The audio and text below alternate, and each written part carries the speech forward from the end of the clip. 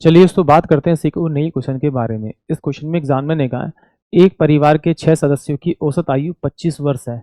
यदि परिवार का सबसे छोटा सदस्य 15 वर्ष का है तो सबसे छोटे सदस्य के जन्म के समय परिवार की औसत आयु क्या थी, ये एग्जामिनर मुझसे पूछ रहा है। तो सिंपल सी बात है, मुझे मालूम है कि भाई 6 परिवार की जो औसत आयु है वो 6 इंटू में 25 करूंगा तो 25 छिक्के 150, यानी कि टोटल सम कितना आएगा 150 आएगा।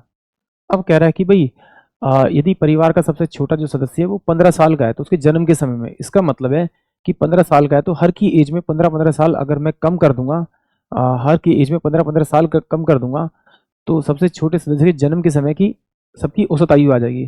तो इसका मतलब है 6 सदस्य है, सबकी एज में 15 कम करना पड़ेगा यानी 90। जब 90 इसमें से माइनस करूंगा तो मेरे पास में 60 बचेगा। टोटल पर्सन कितने बचेंगे मेरे पास में, एक का तो जन्म ही हुआ है तो इसका मतलब टोटल कितने पर्सन होंगे, वो 0 ईयर का होगा। तो यानी टोटल पर्सन कितने मेरे पास में 5, और 5 से अगर इसको मल्टीप्लाई डिवाइड करूंगा तो ये 12, यानी कि सबकी औसत आयु जो होगी वो 12 वर्ष होगी, यानी कि ऑप्शन बी इस क्वेश्चन के लिए करेक्ट होगा। एक बार फिर समझते हैं। देखिए एग्जामिनर ने कहा 6 सदस्य की औसत आयु 25 है तो 25 के 150, यानी कि टोटल उनकी एज का सम जो आया वो 150 आया। अब कह रहा है कि आज से 15 साल पहले, क्योंकि जो सबसे छोटा सदस्य उसकी आयु 15 साल है, तो कह रहा है जब उसने जन्म लिया था उस टाइम परिवार की औसत आयु क्या थी। तो जब जन्म लिया तो इसका मतलब है कि आज से 15 साल पीछे जाना पड़ेगा, तो हर सदस्य की एज में मुझे 15-15 माइनस करना पड़ेगा।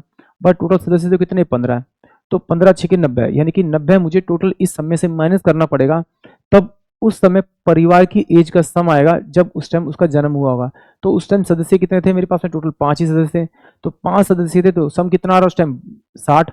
तो 60 को अगर मैं 5 से भाग करूंगा तो 12 आएगा, यानी कि ऑप्शन बी जो होगा वो इस क्वेश्चन के लिए करेक्ट होगा। आई होप आप सभी को क्वेश्चन समझ में आया होगा।